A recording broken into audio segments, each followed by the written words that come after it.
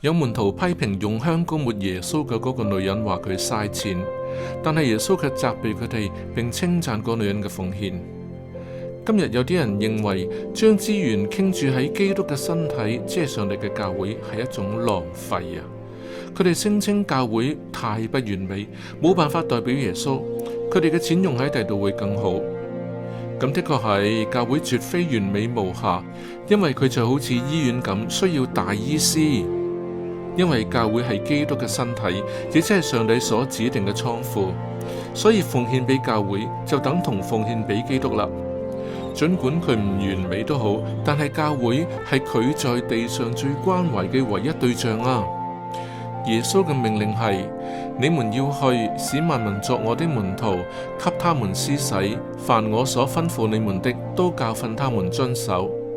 孤立或混亂無序嘅努力，永遠冇辦法完成呢一項使命。唯有成為一個身體，彼此信服，聯合力量同埋資源，先至能夠更有效咁接觸全世界。